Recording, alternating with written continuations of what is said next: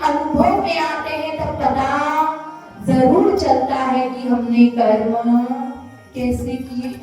जैसे कि किसी कर्म को अगर डिफाइन करना हो कैसा है, तो देखो पेन ड्राइव होती है पेन ड्राइव का पता है। तो जो पेन ड्राइव होती है उसको आप वजन करो, खाली है जब वजन करो तो क्या होगा, मान लो उसका 5 ग्राम 10 ग्राम वजन आए। अब क्या करो, उसके अंदर जितनी उसकी कैपेसिटी है, वीडियो ऑडियो फोटोज सब कुछ उसको भर दो, चाहे वो 256 का 512 का जितनी भी कैपेसिटी उसको पूरा अच्छे से भर दो और अब उसका वजन करो। तो क्या वजन बढ़ा?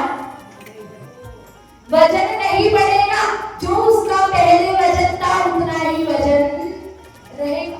वो दिखता नहीं है लेकिन उसके अंदर सब कुछ भरा है ना। उसी प्रकार से जो कर्म है वो दिख नहीं रहे लेकिन वो इस आत्मा के साथ में लगे हुए हैं। और अब क्या करो, उस पेन ड्राइव को लगाओ, चाहे फोन में चाहे टीवी पे लगाओ, तो क्या होगा, सब कुछ दिखने लगेगा ना, जो जो उसमें भरा है सब कुछ दिखेगा। उसी प्रकार से जब वो कर्म बंधे, जब उन कर्मों का आश्रय हुआ, तब तो वो सत्ता में पड़े रहे, कुछ भी हमें वजन नहीं लगा। किसी को लगता है क्या मैं आज ज्यादा वजन बढ़ गया इस कर्म की वजह से? कुछ भी होने वाला नहीं है। जब तक वो सत्ता में पड़े तो कुछ पता नहीं चलेगा। जैसे वो सीढ़ी में वो सब कुछ पड़ा हुआ है तो वो बाहर से कुछ दिख रहा है क्या कि उसमें क्या है, लेकिन जैसे ही वो चालू करेंगे तो सब कुछ दिखने।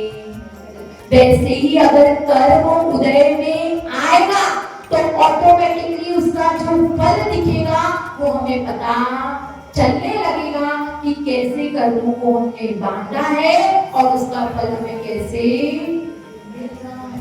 इतने सूक्ष्म वो कर्म होते हैं, जैसे कोई व्यक्ति दूर बैठा है, दूर कहीं सामने वाली बिल्डिंग में खड़ा है, अब वो दोनों व्यक्ति बात कर रहे हैं तो उनके एक्शंस तो हमें दिखाई देंगे लेकिन उनकी आवाज हमें सुनाई नहीं देगी। इतने सूक्ष्म वो शब्द होते हैं और उससे भी कई गुना ज्यादा सूक्ष्म वो कर्म होते हैं। लेकिन जब हमें उदय में आते तब महसूस हमें हो जाता है, तब हमें पता चलता है कि मैंने कैसे कर्मों को